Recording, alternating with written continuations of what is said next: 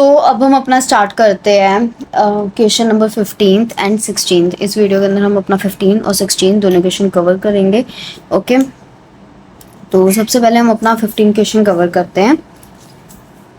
तो हम ऊपर लिख लेते हैं सोल्यूशन 15th। ये हमारा सोल्यूशन 15th की वीडियो है। सबसे पहले ये देखते हैं हम जर्नल किसका बना रहे हैं। हम जर्नल बना रहे हैं योगेश का। तुम क्या लिखेंगे? Journal of Yogesh. यहाँ पे आ जाएगी date, particulars, credit, debit, ledger folio.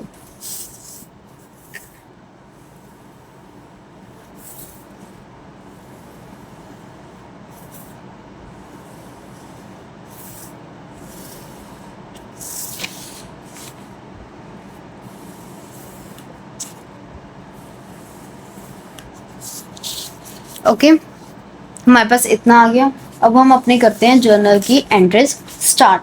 सबसे पहले हम लिखेंगे अपना ईयर। हमारा ईयर कौन सा है? 2022। डेट क्या है हमारी? मई 1।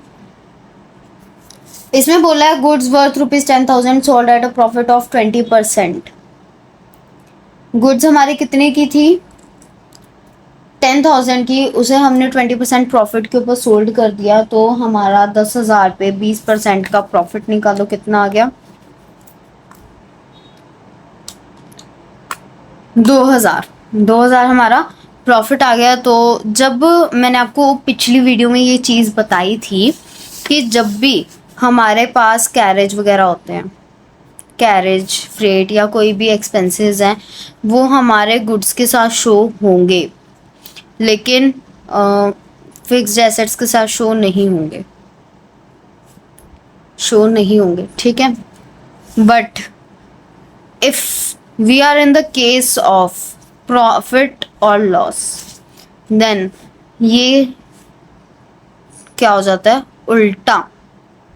क्या हो जाता है? उल्टा, यानी कि गुड्स के अंदर प्रॉफिट या लॉस ये चीज़ें शो नहीं होंगी, बट फिक्स्ड एसेट के अंदर good profit and loss show होंगे। सो आपको इन चीज़ों को माइंड में रखना होगा कि कौन सी चीज़ हमारी गुड्स एंड फिक्स्ड एसेट्स के साथ शो होंगी और कौन सी चीज़ शो नहीं होगी। तभी आप अपनी जर्नल एंट्रीज अच्छे से कर पाओगे, अदरवाइज आपको इसे करने में बहुत प्रॉब्लम आएगी। ओके, सो हम अपना स्टार्ट करते हैं। सबसे पहले उन्होंने कहा था कि हमने गुड्स को सोल्ड किया है। जब हम गुड्स सोल्ड करते हैं हमारे पास कैश आता है, तो उसकी एंट्री क्या होती है हमारे पास? Cash account debit to sales account. तो हमारे 10,000 के गुड्स थे, उसे हमने 20% प्रॉफिट के ऊपर सोल्ड किया, 20% हमने निकाला 10,000 पे, हमारा 2,000 आया। 10,000 प्लस 2,000 कितना हो गया? 12,000।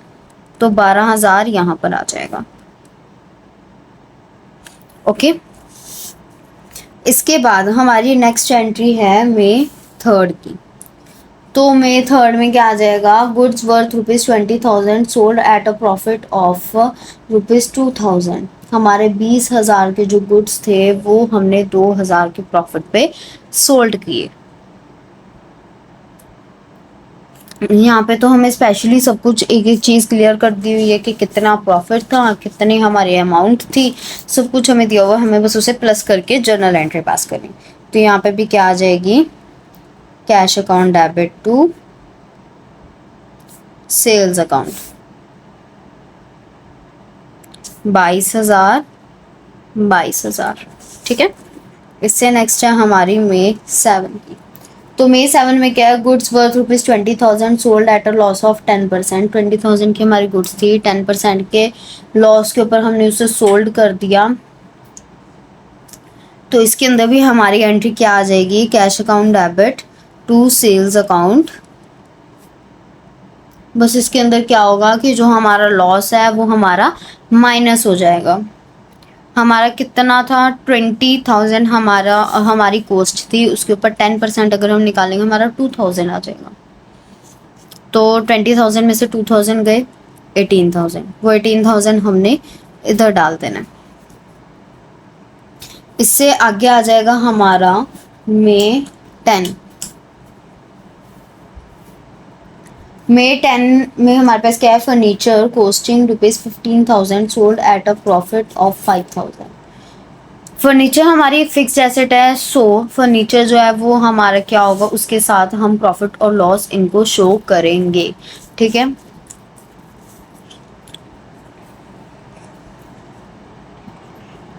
तो इसमें हम क्या करेंगे, सबसे पहले हमने अपना फर्नीचर सोल्ड किया है, तो हम कैश लिख देते हैं क्योंकि हमारे पास कैश आया है। Cash account debit to furniture account. अब हमने इसे प्रॉफिट के ऊपर सोल्ड किया है ना, तो फिर हमारा प्रॉफिट क्या होता है, क्रेडिट। तो यहाँ पे हम लिख देंगे profit on sale of furniture account.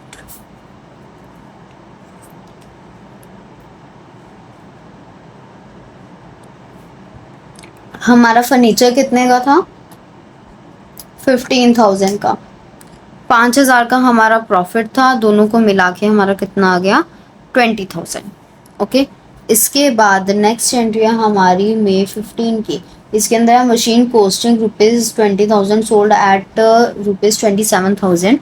इसमें हमें बोला हुआ है कि एक मशीन थी 20,000 की, उसे हमने 27,000 के ऊपर सोल्ड कर दिया। तो हमें इसके अंदर क्या करना पड़ेगा कि 20,000 के हमारे वो थी मशीन की कॉस्ट, हमने उसे 27,000 पे सोल्ड कर दी, यानी कि हमें 7,000 का प्रॉफिट हुआ। अब हम इसके अंदर क्या डाल देंगे,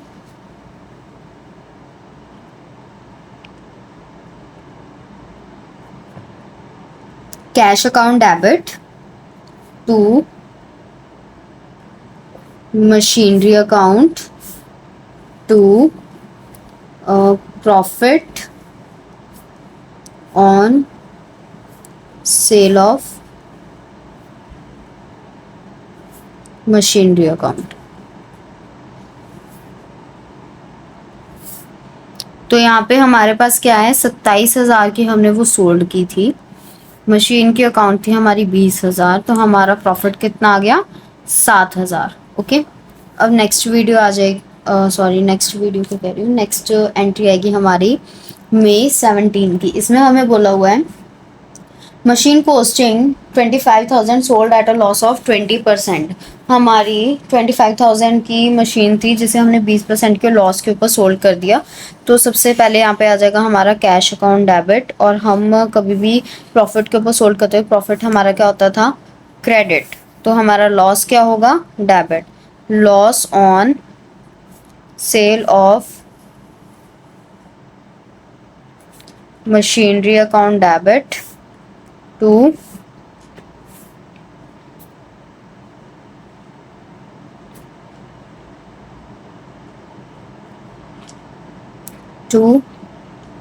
मशीनरी अकाउंट। ओके, तो हमारे पास क्या है, मशीन की कॉस्ट कितनी थी, 25,000। उसके ऊपर कितने का लॉस आया हमारा, 20%, 25,000 के ऊपर अगर हम अपना 20% का लॉस निकाल दें तो हमारे पास कितना आ जाएगा, 5,000। तो 25,000 में से 5,000 गए, कितना आ जाएगा, 20,000। तो यहाँ पे आपका सम हो गया खत्म। मुझे उम्मीद है कि आपको ये सम आ गया होगा समझ, क्योंकि इसके अंदर ज़्यादा कुछ टफ नहीं था। आगे आएंगे बैड डेट्स के जो क्वेश्चन आएंगे वो थोड़े टफ होंगे, उसके अंदर एक एक क्वेश्चन की एक एक वीडियो बनाएंगे, अच्छे से सारे कॉन्सेप्ट समझेंगे। ओके, नेक्स्ट सम पे चलते हैं। अब हम करते हैं अपना 16th क्वेश्चन स्टार्ट। तो यहाँ पे हम लिख लेते हैं अपना सोल्यूशन 16। हम किसकी जर्नल प्रिपेयर कर रहे हैं, जर्नल ऑफ राजेश। यहाँ पे अब हम बना लेते हैं अपना proforma, date, particulars, credit, debit, ledger food.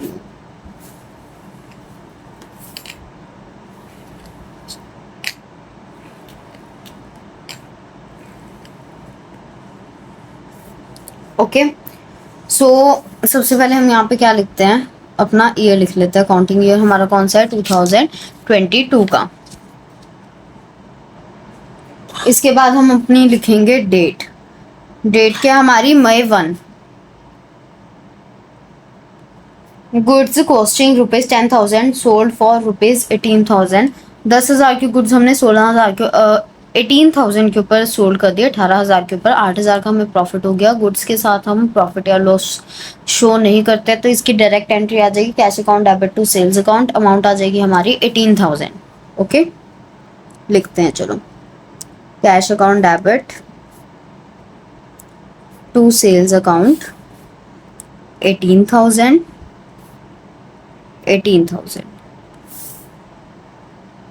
Next आ जाएगी हमारे पास मई 3 की।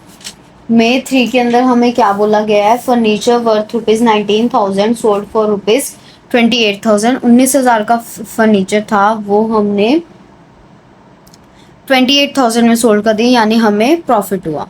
तो यहाँ पे क्या आ जाएगा, कैश अकाउंट डेबिट टू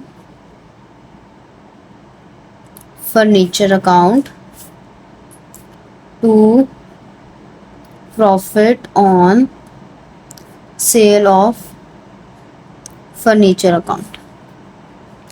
अब देखो क्या क्या आ जाएगा इसके अंदर। 19,000 का था हमारा फर्नीचर, 19,000 यहाँ डाल दिए। सोल्ड कितनों के लिए किया था, 28,000 के लिए। दोनों का डिफरेंस निकालो, कितना आ जाएगा, 9,000। तो 9,000 हमारा क्या आ गया, प्रॉफिट। ओके, अब नेक्स्ट एंट्री है हमारी मई 5 की। Goods costing ₹19,000 sold to Savita for 18,000। हमारी कितने की गुड्स थी, 19,000 की, उसे हमने 18,000 के लिए सोल्ड किया सविता को। यहाँ पे कैश वर्ड नहीं बोला गया है, बल्कि किसी का नाम लिया गया है, तो यानी ये हमारे क्रेडिट के ऊपर है, तो कैश की जगह क्या आ जाएगा, क्रेडिटर का नेम आ जाएगा। तो यहाँ पे क्या आ जाएगा, Savita account debit to sales account 18,000।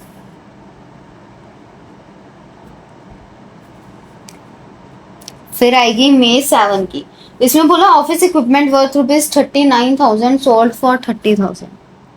39,000 के गुड्स थे, हमने उस सॉरी ऑफिस इक्विपमेंट था 39,000 का, जिसे हमने 30,000 के लिए सोल्ड कर दिया। हमारे क्या है, फिक्स्ड एसेट है, तो इसलिए लॉस हमारा शो होगा। यहाँ पे क्या आ जाएगा, cash account debit loss on sale of office equipment account debit to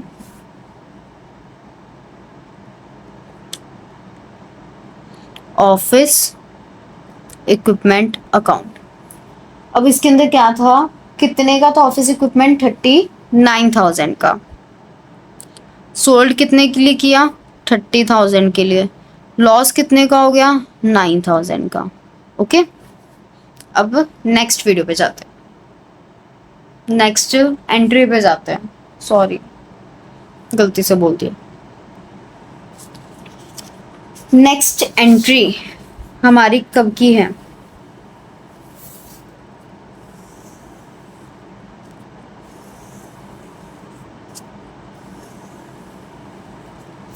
okay, सो हमारी नेक्स्ट एंट्री है मई 9 की। मई 9, तो इसमें क्या बोला है, गुड्स कॉस्टिंग ₹8,000 सोल्ड फॉर ₹12,000। 8,000 की गुड्स थी, 12,000 के ऊपर सोल्ड कर दी, प्रॉफिट के ऊपर सोल्ड किए।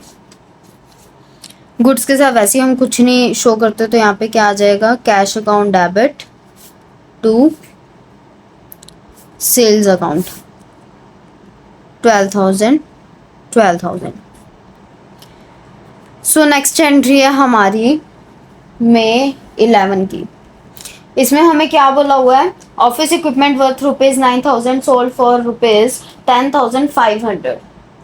9,000 का हमारा ऑफिस इक्विपमेंट था, 10,500 के लिए हमने उसे सोल्ड कर दिया, यानी हमने उसे प्रॉफिट के ऊपर सोल्ड किया है। तो यहाँ पे हमारे पास आ जाएगा cash account debit to office equipment account to profit on sale of office equipment account. कितने पे सोल्ड किया था हमने? 10,500 पे। ये नहीं है, इतना ही है, सिर्फ यहाँ तक 10,500 पे हमने उसे सोल्ड किया था। उसकी एक्चुअल वैल्यू कितनी थी? 9,000 की। कितने का फर्क आ गया? 1,500 का। 1,500 का हमें इस पे क्या हुआ था? प्रॉफिट।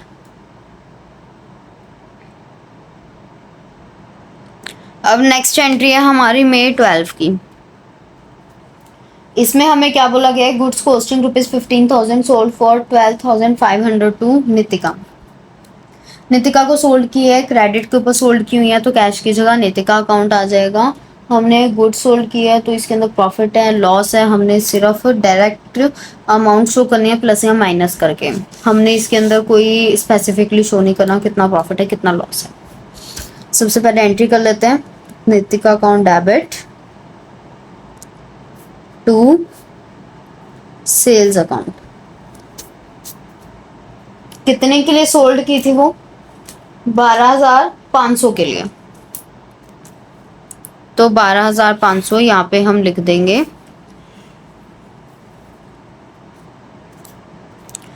ओके, इससे नेक्स्ट एंट्री है हमारी मई 14 की।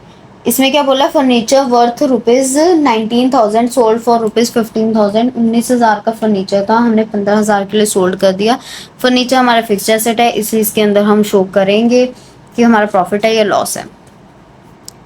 तो यहाँ पे क्या आ जाएगा? Cash account debit loss on sale of furniture account debit to furniture account.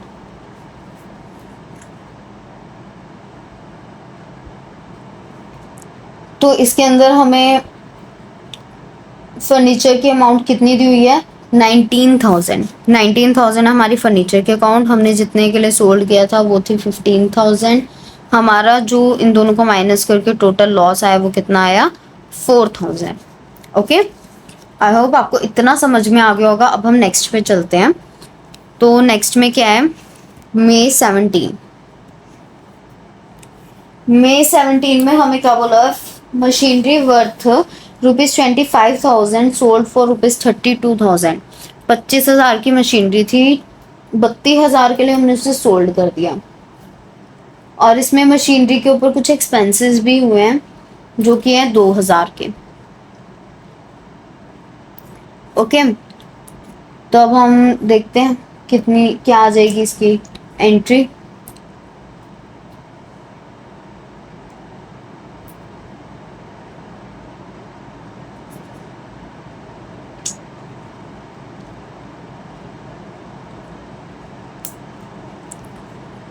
तो इसकी एंट्री करने के लिए सबसे पहले हम एक चीज़ अच्छे से समझ लेते हैं, इसके अंदर प्रॉफिट हुआ है या लॉस हुआ है।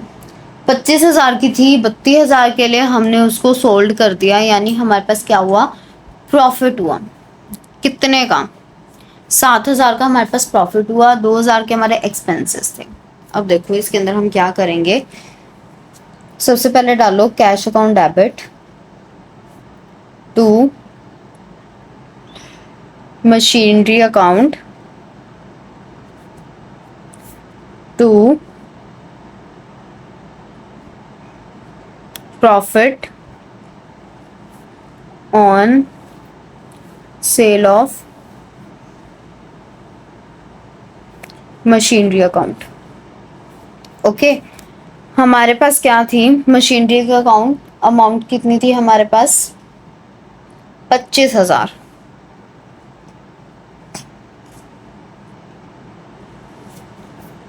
अब देखो इसी के अंदर हम एडजस्ट करते हैं सारी चीजें।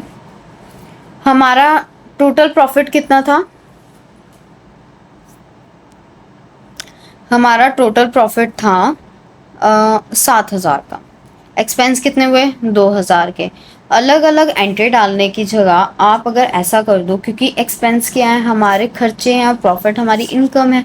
इनकम में से अगर हम एक्सपेंस माइनस कर देंगे तो हमारे पास एग्जैक्ट हमारी इनकम आ जाएगी कि हमें कितना प्रॉफिट कि हमारे पास कितने पैसे बचे।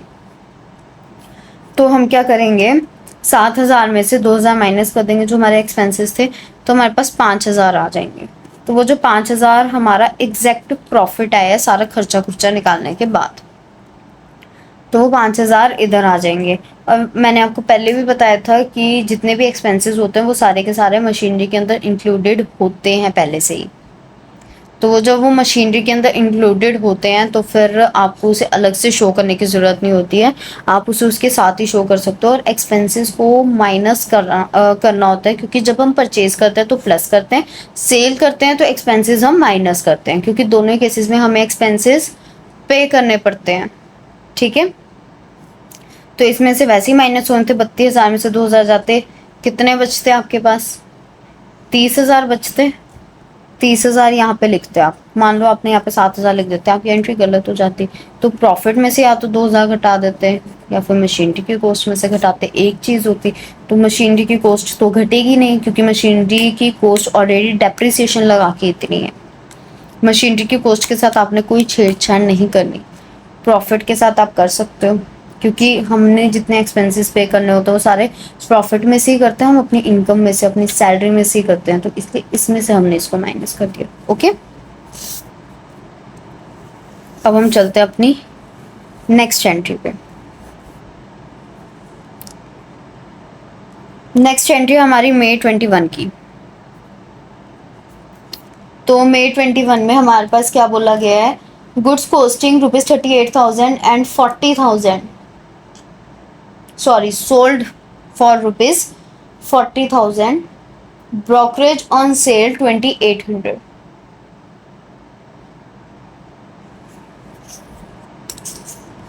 देखो अब इसके अंदर हमारी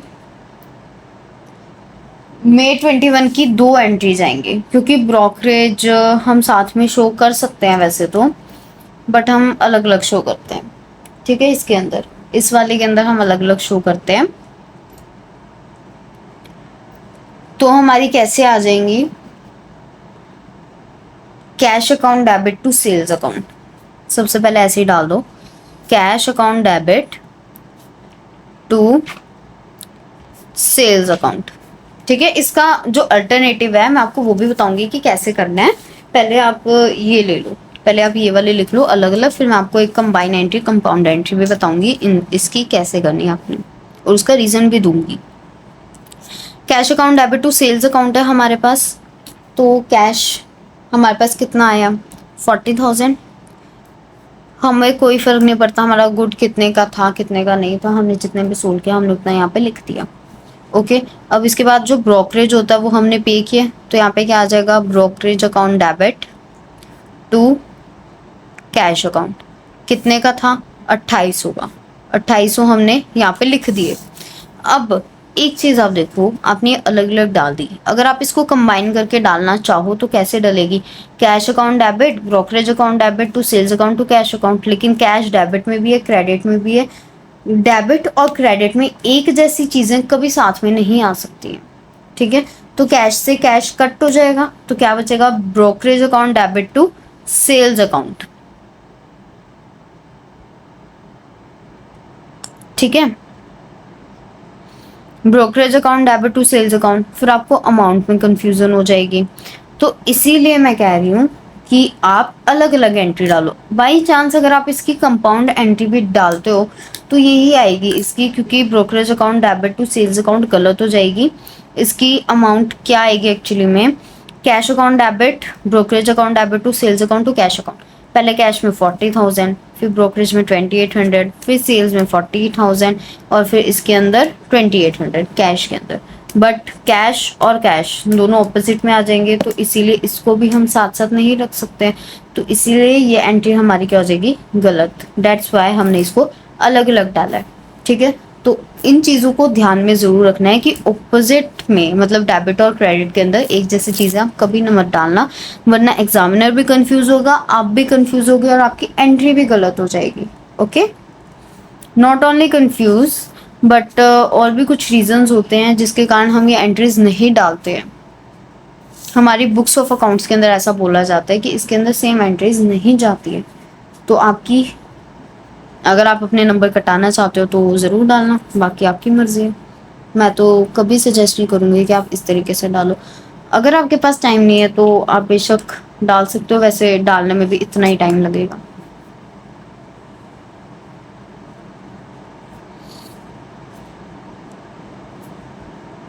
अपनी स्पीड जरूर बना के रखना पेपर में, वरना पेपर आपका छूट जाएगा, पहले ही बता रही हूँ। नेक्स्ट है हमारी मे 27 की, ऑफिस अलमीरा वर्थ ₹38,000।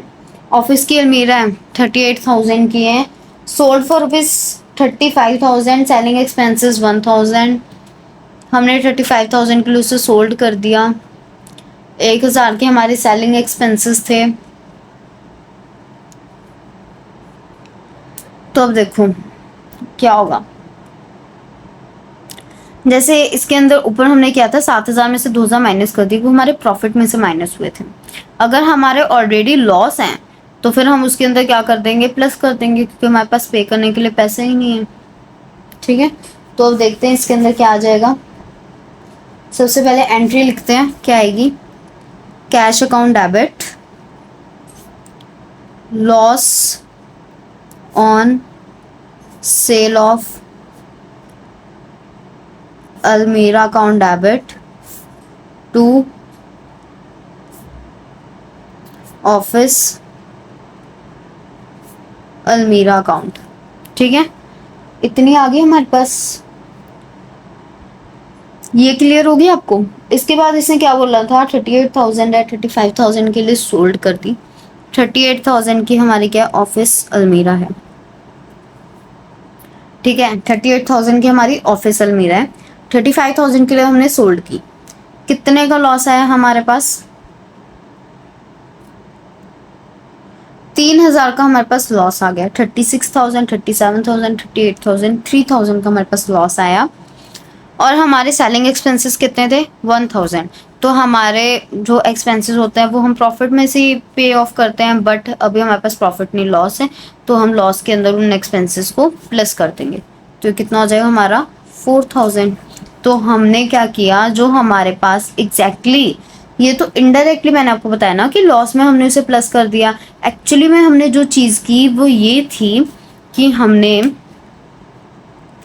जो हमारा कैश आया था सेल करने के बाद, वो हमने क्या किया, उसके अंदर से हमने 1,000 माइनस करके लॉस में डाल दिए।